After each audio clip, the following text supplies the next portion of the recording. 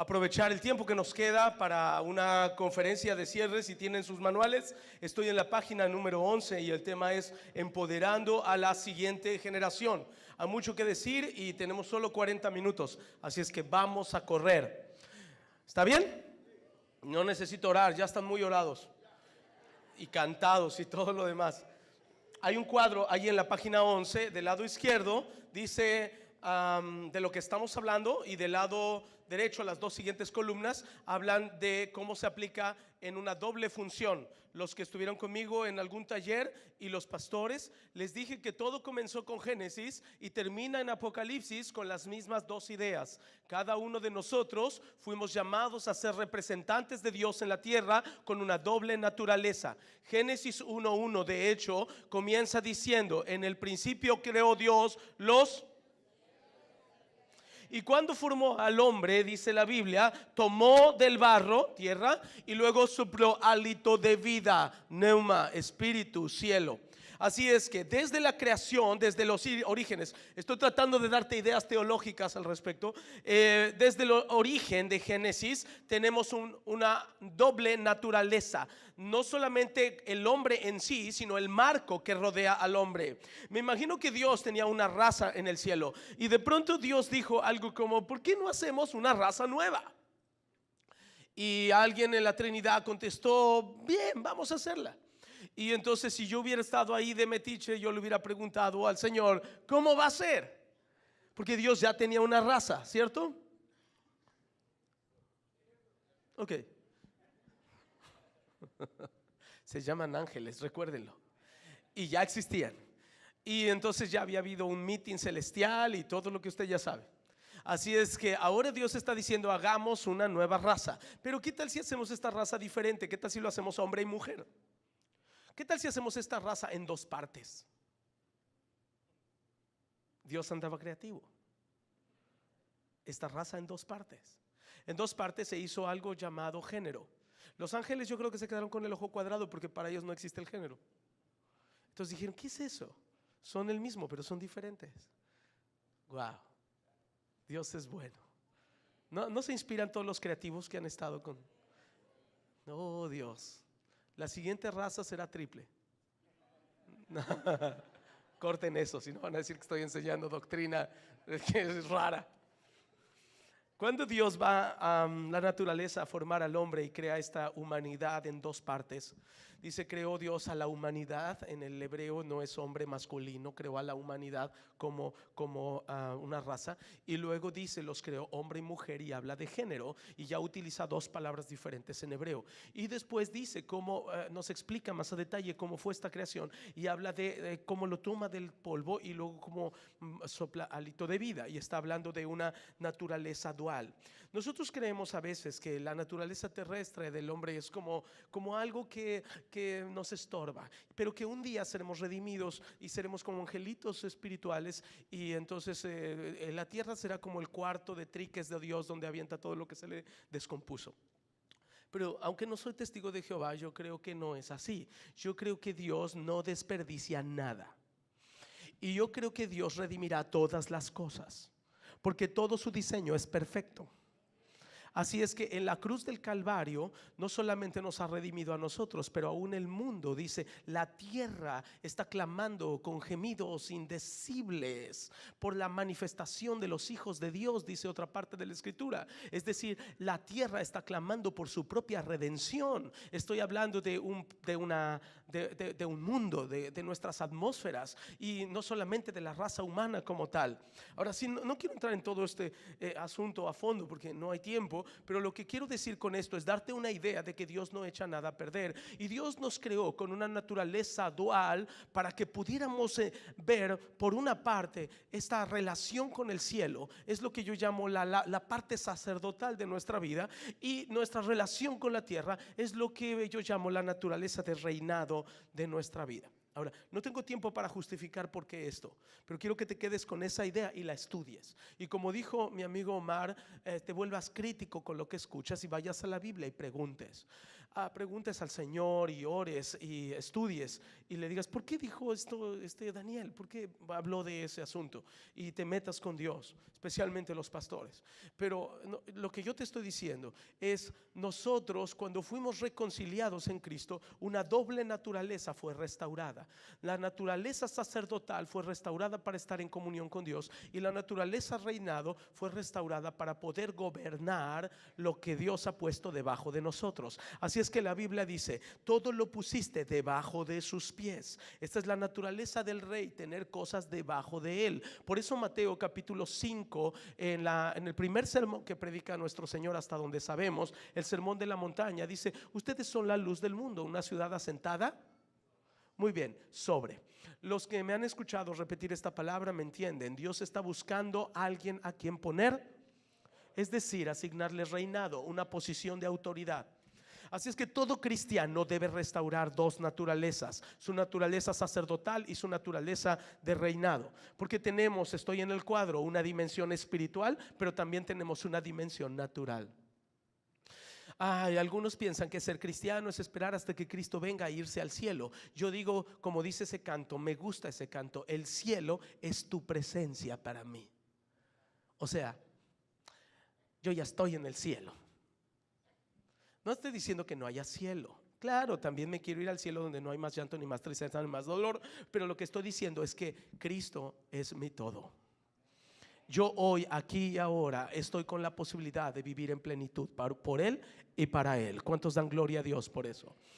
No necesito esperar a morirme para todo lo demás. Yo creo que ya estoy con una vida resucitada y escondida en lugares celestiales, dice Efesios, en Cristo Jesús. Así es que tengo una naturaleza de sacerdote y tengo una naturaleza de rey. En algunos prevalece más fuerte una que otra. Unos son sacerdotes por naturaleza, otros son reyes por naturaleza. Están llamados a la parte gubernativa en algún área, y otros están llamados más a reconciliar al mundo con Dios, esta parte sacerdotal. Así es que sigue conmigo en el cuadro. La parte de la izquierda me dice que el trabajo del sacerdote es fomentar la intimidad con Dios. Es decir, lo que yo les decía a los pastores hace rato en la plática en la mañana, les hablaba de Génesis 1:28 y les decía, porque los primeros dos verbos nos hablan de la naturaleza del sacerdote, que es en Génesis 1:27 y 28, fructifica y multiplica, y eso es una naturaleza de intimidad, porque hay un principio del reino que dice que nada puede ser multiplicado si no pasa primero por intimidad. Así es que la naturaleza del sacerdote es multiplicar cosas, pero la naturaleza del rey es gobernarlas. Tenemos una iglesia creciente en México, pero esta iglesia no gobierna mucho. Eso es parte de lo que vemos. Por eso se habla hoy tanto, estamos insistiendo tanto en el tema de red emergente, porque la red emergente es una expresión del gobierno de Dios a través de nuestras vidas en las diferentes áreas. ¿Cuáles áreas? Ahorita seguimos. Recuerdo, ahorita llego a eso, recuerdo una parte de la escritura donde dice que Jesús iba de paseo y encuentra a algunos amigos a los que iba a su casa constantemente. Entre ellos había dos mujeres. ¿Se acuerdan quiénes eran? Y entonces una de ellas le gustaba sentarse aquí a la intimidad con Jesús y escuchar. ¿Quién era de las dos? Y la otra andaba allí haciendo un montón de cosas. ¿Cómo se llamaba? Así es que tenía esta doble naturaleza otra vez, una para la adoración y la intimidad y otra para el servicio. Y yo les he insistido en esta frase. Yo creo que todas las iglesias, todos los templos más bien, deberían de tener en la puerta un anuncio grande que diga, a lo mejor hasta más grande que el nombre de su templo, dijera entrar a adorar y salir a servir. Es decir, vengan y entren en intimidad con Dios, pero cuando salgan, sirvan al mundo de tal manera que se note su reinado. Dije sirvan de tal manera que se note su reinado, porque la Biblia nos explica en palabras de Jesús que el que sirve es el mayor. Así es que la naturaleza del reino, la naturaleza del reinado en el reino, no es posición y privilegios, sino la oportunidad de servir a otros con lo que somos, con lo que hacemos, para que seamos confiables a posiciones de autoridad. Y eso es lo que no vemos en la mayoría de personas en el gobierno político o en el gobierno financiero o en el gobierno de los medios de comunicación. Las personas están llegando a posiciones de autoridad para servirse de eso, no para servir a los que tienen debajo. Y entonces Jesús dice: entre ustedes no debe ser así, sino que el que sirve será el mayor. Eso es reinado. ¿Ya no les gustó mucho la idea o cómo? No se decepcionen, es maravilloso. Es el reino al estilo de Dios. Así es que nos fueron dadas llaves para esto. Escuché una vez una frase de mi pastor que se me quedó atravesada y nunca tuve la oportunidad de preguntarle. Después no quise hacerlo, quise que Dios me la respondiera. Él dijo: hay una relación más grande de lo que podemos entender entre la oración y el dinero. Eso fue todo lo que escuché. Hay una relación más grande de lo que alcanzamos a ver entre la oración y el dinero. Así es que cuando estaba estudiando el tema de reyes y sacerdotes, ya hace como 2 años que empecé con esto, y les aviso que el próximo libro es para jóvenes y se va a llamar Generación de Reyes. Espero que esté saliendo en unos 6 meses, si Dios lo permite. Yo le preguntaba a Dios: ¿de qué se trata esta relación entre el dinero y la oración? Y lo que el Espíritu me decía, y estudiando la palabra, era: son 2 llaves, una abre el cielo y otra abre la tierra. ¿Ok? Ahora, a la iglesia le encanta usar la llave de la oración. Amén. Hace rato el pastor Durán nos dijo esto: es importante que no la soltemos, pero hay otra llave y esa llave abre la tierra. Ahora, cuando yo digo llave, estoy hablando de poder, porque una cosa es autoridad y otra cosa es poder. La iglesia tiene autoridad, pero necesita poder. Y el poder que abre el cielo a nuestro favor se llama oración, pero el poder que abre la tierra es recursos, es dinero. Y cuando yo digo dinero, algunos ya, eso se está poniendo muy mundano, porque no has entendido lo que la Biblia dice en Colosenses: todo fue hecho por Él y para Él. Así es que el dinero es simplemente una llave, es una llave que abre y cierra cosas. La iglesia no tiene tanta influencia porque no tiene tantos recursos. Algunos lo espiritualizan y dicen: porque nuestros recursos solo deben ser celestiales. Y yo digo: no, yo lo que creo es que no los tenemos porque no nos hemos vuelto tan confiables para manejar riqueza. Jesús dijo acerca del dinero, me encantaría hablar de este tema, pero no se puede. Pero Jesús dijo: es más fácil pasar un camello por el ojo de una aguja que un rico se salve. Así es que Él estaba diciendo que cuando uno llega a una posición de reinado, hay 2 cosas que vamos a recibir. Vamos a recibir recursos e influencia. Y estas 2 cosas, como si nos subiéramos en una pequeña plataforma, puede marearnos, puede pervertir nuestro carácter. Por eso es tan hermoso cuando encontramos casos como el de Daniel, como el de José, como el de Abraham. Son héroes de la fe. Pero ¿sabe qué tenían ellos en común?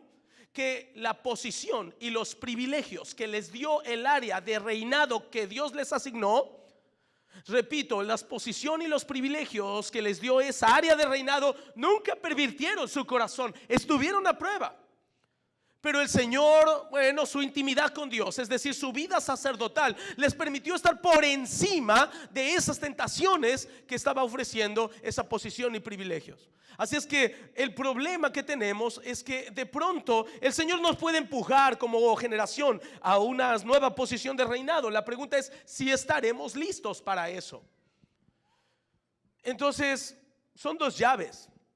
Hay que usar las 2. Yo quiero usar la llave de la oración. Es poder celestial, hace que el cielo se abra. Pero también necesitamos llaves en la tierra. Por ejemplo, ¿a cuántos de ustedes les gustaría que Iglesia de Dios en México tuviera un canal de televisión con un satélite propio? Satélite propio, no lo dude. Sí se puede. ¿Cuántos son? Más de 2,000 iglesias, hermano. 1,500, 2,000, ¿cuántas son? No sé.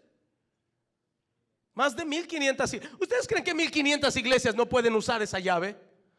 Claro que lo pueden lograr, ustedes lo pueden lograr. No todas las denominaciones en México, quizá en términos de recursos económicos, lo podría lograr. La pregunta es: ¿por qué no se les da esa llave? Se necesitan recursos económicos, y no es fácil. Pero viene una generación que va a reinar. La pregunta es si los que van a reinar también van a transferir riqueza. ¿Cuántos les gustaría tener una empresa en el futuro? Ahora sean sinceros, digan amén todos los que realmente lo quieren. Yo sabía que había más. La segunda pregunta es, ¿cuántos de ustedes van a transferir riqueza al reino? Piénsalo antes de hablar. El otro punto es que el sacerdote debe aprender a estar con Dios y el rey debe aprender a estar sobre.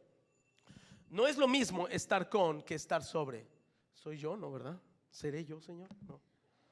No es mi teléfono, es mi timbre de teléfono, pero no es. Muy bien. No es lo mismo estar con que estar sobre. Ahora, la iglesia, decíamos ayer, tiene más de 100 años en México, ya 150 años de iglesia cristiana evangélica, desarrollando una naturaleza sacerdotal, empujándonos a estar con Dios. La pregunta es si estaremos preparados para lo que viene, que es aprender a estar sobre. ¿Seremos una iglesia confiable para estar sobre las artes, sobre la educación, sobre el gobierno, sobre las finanzas, sobre las cuestiones familiares de las que estábamos hablando hace rato para hacer influencia? Y por último, en el cuadro hay una dualidad también. Cuando tú eres rey, cuando tú eres un sacerdote, quiero que lo inviertan porque ahí hay un error, ¿ok? ¿Estás ahí en el cuadro? Por favor, la palabra sacrificio va del lado derecho. Gracias, más bien arriba, sí, gracias. Los títulos están invertidos. ¿Ya lo vieron? Donde va reyes, ahí va sacerdotes. Donde va sacerdotes, ahí va reyes. Entonces las columnas están bien, los títulos están al revés. Perdón por ese error. ¿Ya lo corregiste? Eso es muy importante. Así es que para el sacerdote su labor es el sacrificio constante. No voy a hablar de eso. Pero para el rey su trabajo, su ministerio, su labor en el reino se llama ¿cómo? Vocación. El tema es que no hemos trabajado tanto las vocaciones dentro del llamado de la iglesia. Y ahí es donde quiero que vayamos a la segunda parte de esta meditación, de este estudio. Vete a la página 12. ¿Ya corregiste los títulos? Bien, gracias. La vocación tiene que ver con lo que eres de origen. Hay 3 palabras que me gustan mucho su etimología porque están ligadas. Las 3 palabras son cultivo, cultura y culto. Las 3 palabras están ligadas, es decir, tienen la misma etimología, el mismo origen. La palabra cultivo tiene que ver con una labor que tú haces para transformar tu entorno. Fíjate lo que dije, tu cultivo es la autoridad natural que Dios te dio para transformar tu entorno. ¿Hay algún don o algún talento que tú tienes que transforma tu entorno? Cuando una persona, por ejemplo, tiene una voz privilegiada y canta mejor que la mayoría de nosotros, ella tiene un cultivo, es decir, tiene una autoridad en esa área para transformar su entorno. Cuando esa persona empieza a cantar, el entorno es transformado. ¿Vas conmigo? Ahora hay algunas personas que su cultivo es muy diferente. Su cultivo tiene que ver con un área decíamos en la mañana, de matemáticas, por ejemplo. Y otros, su cultivo tiene que ver con un área con las palabras, con el escribir o el hablar. Y otros tienen un cultivo diferente. Yo estoy en mi cultivo ahora. Yo estoy poniendo mi cultivo para ti. Esto es lo que soy, este es el diseño de Dios para mi vida. En otras palabras, Dios me dio un área de autoridad para sembrarla en ti. Tú eres la tierra ahorita de mi cultivo y mi cultivo puede transformar algo en tu vida.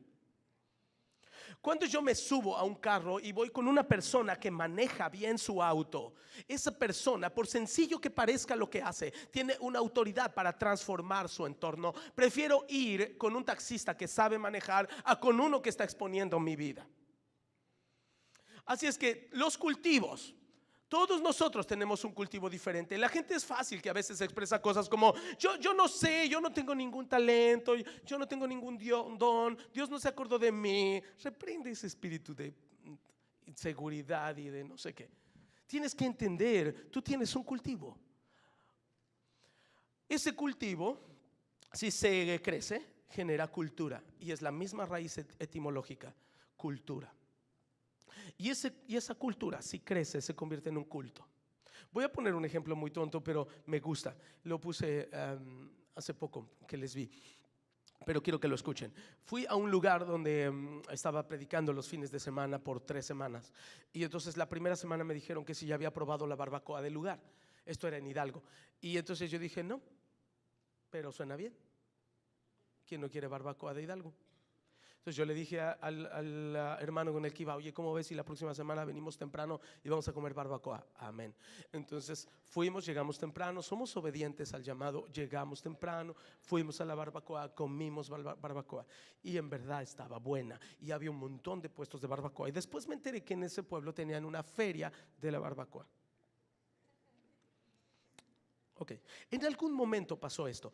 Alguien, no sé cuándo, pero yo creo que tiene mucho tiempo. Alguien se conectó con alguien de otro pueblo que sabía hacer barbacoa. Nadie en este pueblo sabía nada de barbacoa. Por este cuate necesitaba trabajo y lo contrató otra persona de otro pueblo que tenía un puesto de barbacoa. Y entonces él aprendió. Y cuando había aprendido lo suficiente, él dijo algo como, yo creo que yo puedo regresar a mi pueblo y poner mi propio puesto. Regresó a este pueblo, hizo su puesto de barbacoa y contrató a otros. Y esos otros, ¿qué crees que hicieron?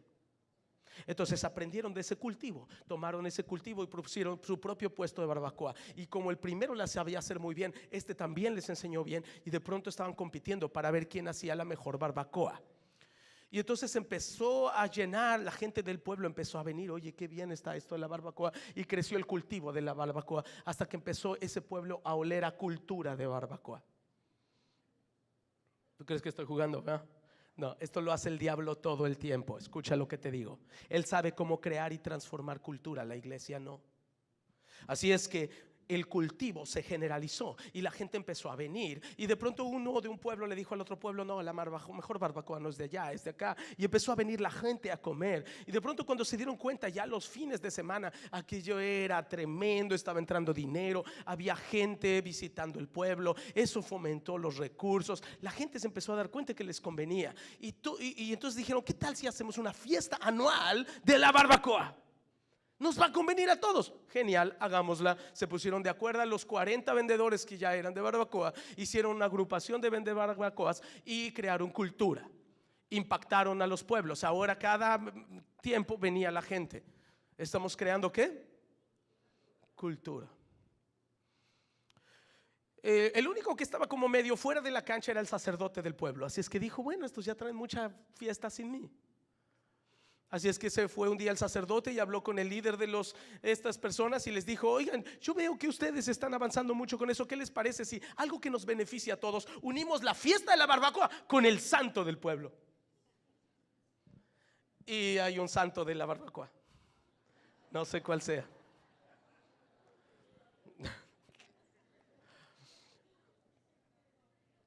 Y entonces empezaron a hacer a la fiesta del pueblo. Y empezó a hacerse el culto a la barbacoa. Ahora tú crees que estoy bromeando, pero no.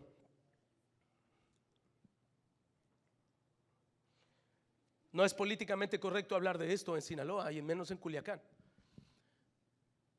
Pero la narcocultura ha crecido porque un cultivo encontró tierra fértil. Y ese cultivo se multiplicó y se multiplicó y se multiplicó y creó una cultura. Y esa cultura se empezó a deificar. ¿Qué es deificar? Se le hizo Dios. Lo que significa es que esa cultura empezó a asimilar, empezó a infiltrarse en cada aspecto de la sociedad. Como ahora tenemos música con esto, ahora tenemos novelas con esto, ahora tenemos actores con esto, ahora tenemos jovencitos que anhelan, que ven a otros y anhelan ser como ellos y lo adoran este modelo de vida. ¿Tiene sentido lo que les estoy diciendo? Cultura se convierte en culto. Culto. No, en serio, qué mala eres. Está bien. Como dijo Omar, de todas formas no les hacemos caso. Me está poniendo el tiempo. Ok, sigue conmigo. Cultivo, cultura y culto. ¿Cómo se transforma una cultura? Así es que esto es lo que estábamos pensando hace un tiempo. Estaba yo pensando cuando hablamos de transformación cultural. Porque no solo el evangelio logra transformar una cultura. Es decir, no se supone que si predicamos mucho la palabra, las vidas serán transformadas y entonces toda la cultura cambiará. Y les decía a los pastores en un encuentro anterior, simplemente no sucede así.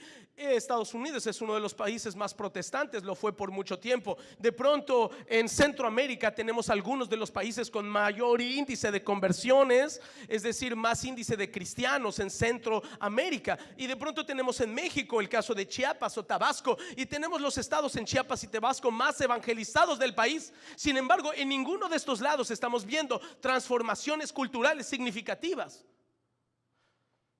Esa es la pregunta: ¿por qué si el 30 o 40% de la sociedad tabasqueña es salva, por qué los índices de delincuencia o algunos síntomas de descomposición social no están cambiando? Se supone que con las conversiones de la gente esto debería de estarse transformando, pero no lo estamos viendo.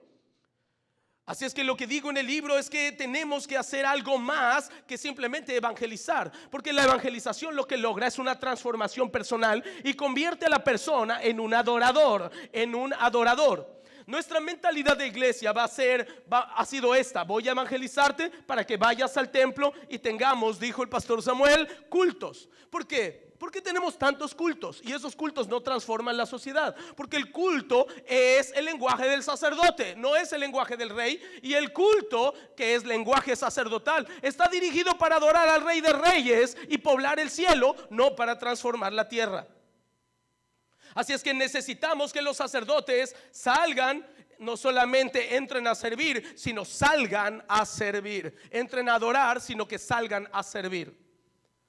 Y esto es parte de lo que no hemos visto. Hemos visto grandes comunidades de fe ahora, iglesias y mega iglesias algunas, con un montón de gente entrando a adorar y saliendo a seguir su vida normal, porque no logra pasar de la naturaleza sacerdotal a la naturaleza de reinado. Y no hemos sido entrenados para hacerlo de esa forma. Así es que ahora tenemos que meter un elemento más y tenemos que orar por nuestras ciudades, orar por nuestras comunidades. Y empezamos a orar por Culiacán, y yo oro por la Ciudad de México. Tú ora por el lugar donde eres. Estamos orando por eso, pero nos dimos cuenta que no era suficiente. Ahora estamos ganando almas para Cristo y estamos orando, pero nos falta un tercer elemento, y ese es del que estoy hablando: cultivo. ¿Dónde está tu cultivo para el Rey de Reyes? Tu cultivo es tu vocación. Es la extensión de la autoridad de Dios en ti para la transformación de una cultura. Y cuando yo estoy diciendo esto, he estado repitiéndolo en los últimos 2 años, pero siento tanta, no resistencia, sino como que no se entiende el concepto. Yo lo he dicho y muchas veces he sentido que la gente se queda como atorada. ¿En verdad es tan importante? Y yo te digo, lo es. Es muy importante que el pueblo de Dios empiece a hablar de las vocaciones del reino.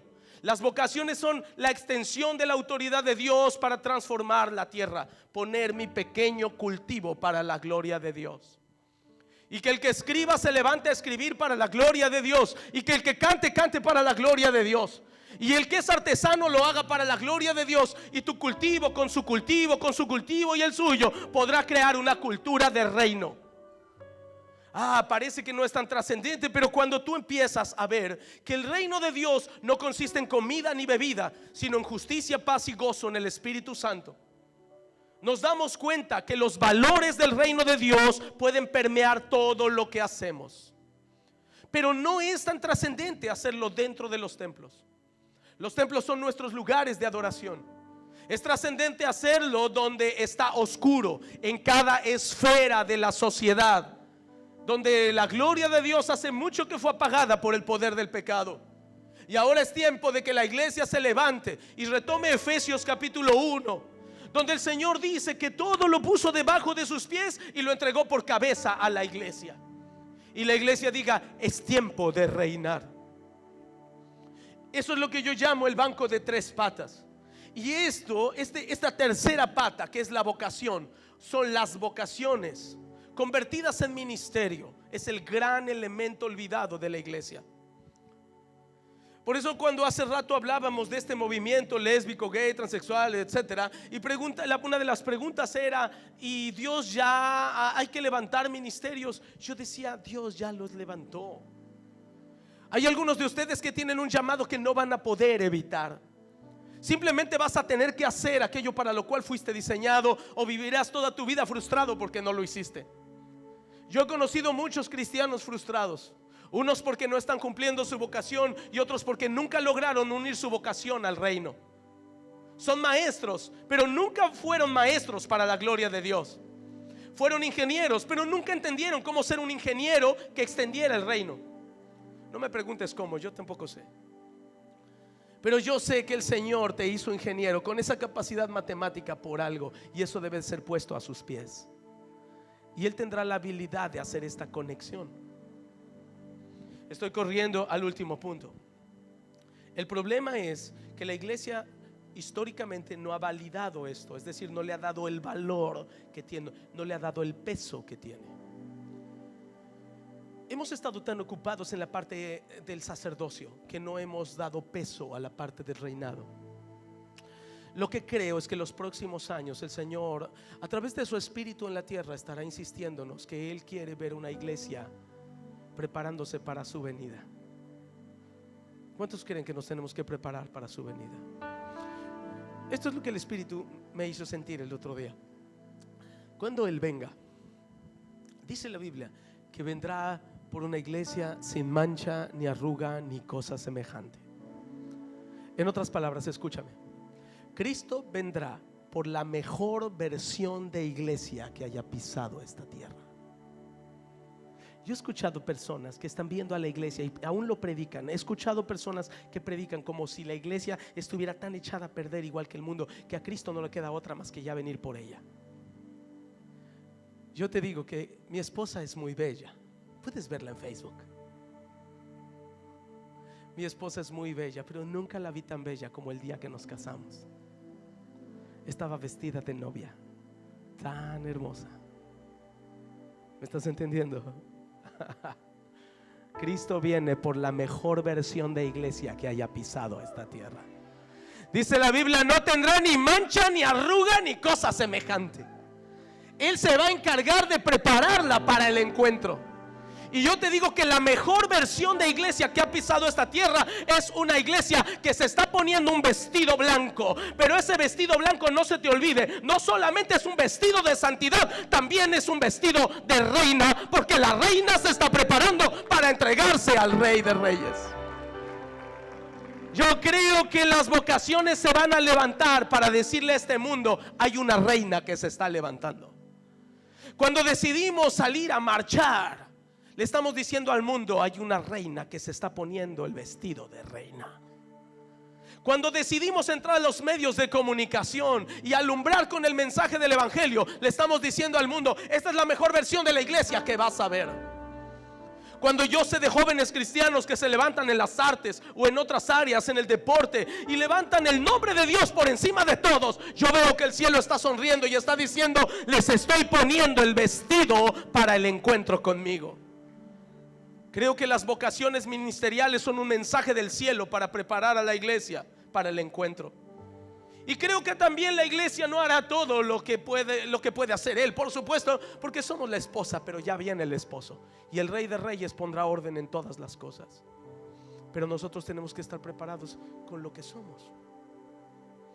Mira lo que eres, ponlo al servicio del Señor. No tienes por qué vivir en una vida dual entre la iglesia y allá afuera. Hay que darle peso a esta revelación y que empiece a operar el cultivo, afectando la cultura, y que esto se convierta en un culto racional a nuestro Dios. Cada uno pone un pedacito.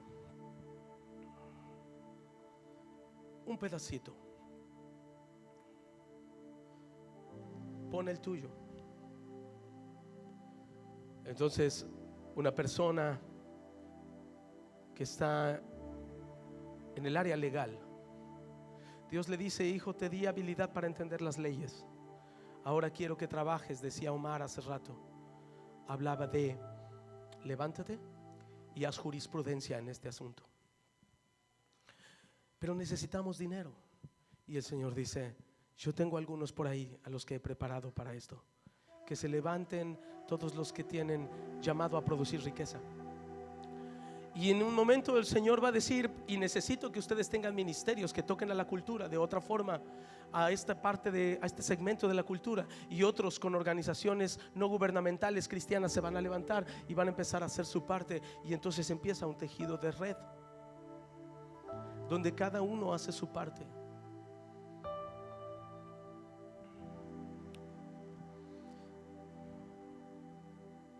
A veces pensamos: es tan poquito lo que puedo hacer, Señor. ¿Qué tanto puedo hacer yo? Oh, mi hermano, ¿no entiendes cómo Dios ha operado todo este tiempo?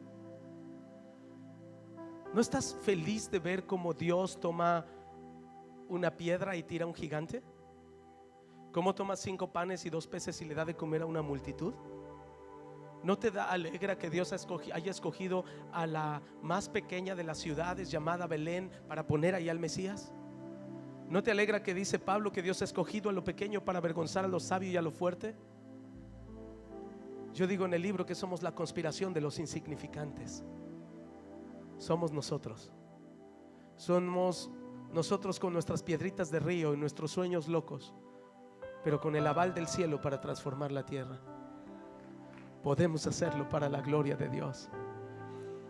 Entonces Moisés llega delante de Dios y le dice: ¿qué traes en tu mano, Moisés? Y él dice: yo traigo una vara nada más, es mi vara de pastor. Porque él era pastor, no pastoreaba ovejas de hobby, es que a eso se dedicaba, era su vocación. Y Dios le dice: échala en tierra. Y él se da cuenta que cuando cae en la tierra se convierte en un milagro. Y Dios le está diciendo: ¿te das cuenta? La vocación que traes en tu mano nada más sirve para darte de comer, pero en mi mano te va a entregar a Faraón. Oye bien, con esa vara vas a abrir el mar rojo, con esa vara vas a golpear la piedra y va a salir agua, con esa vara vas a traer 10 plagas, con esa plaga se va a quebrantar el imperio más poderoso de la tierra, con esa vara de tu vocación. Por pequeña que te parezca, yo solo sé pintar, yo solo sé tomar fotografías, decíamos esta mañana, yo solo sé escribir un poco, yo solo sé decir algo, yo solo tengo cierta voz para cantar. Yo te digo que eso puede transformar la tierra en las manos del Dios viviente. Y cuando el Señor toma tu vocación y la convierte en un proyecto de reino, wow, el diablo está temblando. Yo te digo que el diablo está temblando porque sabe que viene una iglesia vistiéndose de reina. Iglesia de reinado, levántate. Yo quiero preguntarles: ¿cuántos de ustedes jóvenes trae algún proyecto que decirle al Señor: este es el tiempo? Yo traigo un sueño loco en la cabeza y creo que es de Dios y quiero consagrarlo al Señor. ¿Hay alguien aquí que quiera decir: traigo un cultivo pequeño en la mano, una varita que quiero que se convierta en cultura y en culto y transforme la tierra? Ahora te pido que te salgas de tu lugar y traigas tu cultivo aquí al frente y me dejes que oremos por ti. No vengas porque pasa el otro. Quiero que traigas tu cultivo en la mano. Quiero que traigas este sueño loco que Dios había puesto por ti, en ti, para transformar algo. Toma tu vara y dile al Señor: esto es lo que tengo. Ustedes son la generación que lo hará. Cada vez que veo esto en iglesias, yo les pido a los pastores: abran los ojos. Miren lo que está viniendo al frente. Vamos, pastores, abran los ojos. Miren lo que están viendo al frente. Esto es lo que están viendo. Están viendo el poder de Dios en las manos de una nueva generación. Están viendo pequeñas varas convirtiéndose en milagros en el futuro para que ese cultivo transforme la tierra. Ahora yo te pregunto: ¿qué ves? Tú ves a jóvenes en un altar. Yo veo a una generación de proyectos. Proyectos de reino, proyectos locos, proyectos de arte, proyectos de finanzas, proyectos de misericordia, proyectos de asociaciones civiles. Yo estoy viendo aquí proyectos que van a llegar a los medios de comunicación, proyectos que van a entrar al gobierno. ¿Alguien dice amén? Puedes tomar el pulso conmigo y extender tu mano si estás allá arriba hacia estos proyectos de reino que tienen nombre y apellido, y decirle: Señor, tu gracia sobre ellos.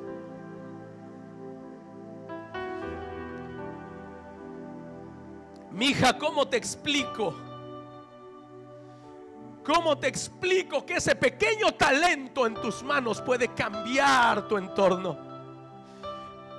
Que tienes que creerle a Dios que Él no se equivocó cuando te hizo de esa manera, con ese gusto, con esas ganas de hacer eso. Y esa es la verdadera red emergente. Así es que quiero que empieces a decirle al Señor: lo que soy está a tus plantas. Toma mi cultivo.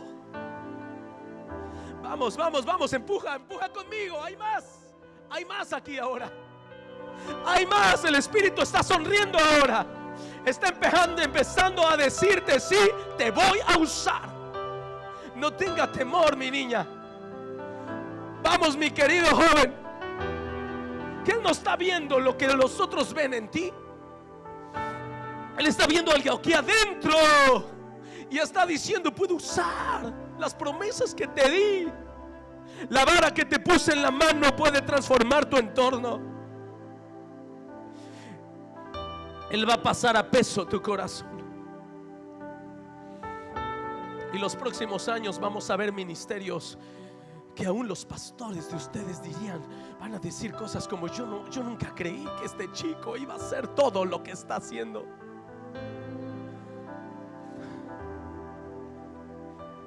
Dios, esto es lo que estamos haciendo. Escúchame, joven. Estás poniendo tu vara en el piso. Y yo quiero que hoy veas cómo pasa de vara a milagro. Dile: todo lo que soy, este pequeño talento que tengo, esta pequeña vocación, la deposito en tus manos. Haz un milagro con ella. Yo te pido que levantes de esta región ministerios que transformen México. Viene el avivamiento de las paraeclesiásticas.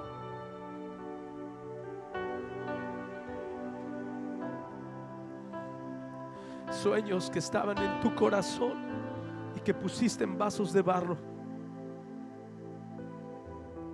Sueños del cielo que pusiste en envases tan simples y que te estás glorificando. Porque la gente va a voltear y va a decir: ¿cómo es posible que él o que ella esté haciendo eso? Oh, pero es que tú estás glorificándote porque es tu sueño y para ti la gloria y para ti la honra. El tiempo se ha acabado. Abre los ojos un momento. Me gusta usar esta ilustración, la usé en Los Cabos ahora que estuve allá con algunos de ustedes. Quiero usarla ahora. En el norte de Estados Unidos, colindando con Canadá, está una sección que se llama Los Grandes Lagos. Es una sección muy hermosa donde hay unos grandes lagos rodeados por un bosque grande, y alrededor en una sección hay muchos pinos. Se ha estudiado a esos pinos porque están uno pegado al otro, así como ustedes están ahora, uno al lado de otro. Y se ha descubierto que esos pinos no tienen unas raíces tan hondas, no son tan fuertes. Por fuera se ven grandes y fuertes, pero se ha estudiado sus raíces y se han dado cuenta que en realidad sus raíces no son tan fuertes. En esa parte de Estados Unidos pegan los vientos más fuertes del norte, y se ha comprobado que con los vientos que pegan ahí, esos pinos no deberían de estar de pie. Así es que se hizo un estudio: ¿por qué siguen de pie? Y había dos respuestas muy sencillas. Estaban tan cerca uno del otro que cuando venía el viento por arriba, no le estaba pegando a uno, le estaba pegando a todos. Y la segunda cosa es que se estudió por debajo de la tierra y descubrieron que no tenían raíces individuales. Se descubrió que con el tiempo las raíces de uno se había unido a las raíces del otro, con el otro, con el otro, con el otro, y era la misma raíz desde allá, kilómetros hasta allá y kilómetros hasta allá. Y cuando el diablo venía y quería pegar, en realidad le estaba pegando a una red poderosa. Era un mismo ecosistema, era un mismo pino con muchas caras por arriba. Eso es la red emergente. La red emergente es cuando los que producen finanzas los transfieren a los que tienen don de misericordia y no les duele el codo. Es cuando los que tienen don de misericordia trabajan con los que tienen el área legal, y cuando los que tienen el área legal trabajan con los artistas, y cuando los artistas y todos se unen y están con las mismas raíces, estableciendo la cultura del reino sobre la tierra. Ahora ya no estás pensando como sacerdote, ahora estás pensando como rey. Y le estamos diciendo a Dios: Señor, haz que la iglesia de Dios en México pueda establecer la primera gran red de ministerios emergentes, transformando la cultura. Oh, gloria a Dios. Así es que la última oración que quiero que hagas es que tomes el brazo, el hombro de alguien y digas: estos pinos no los va a tirar ni el viento más fuerte del diablo. Vamos a orar diciéndole: Señor, utiliza todos los ministerios como un mismo ecosistema. Ora por el de al lado. Dile: Señor, yo lo bendigo, manténlo de pie, que su sueño no muera. Por favor, dile que su sueño no muera, que él persevere, que siga adelante, que su vida sacerdotal no se quiebre, que él se mantenga en intimidad, que te busque, que sea íntegra, que sea íntegro.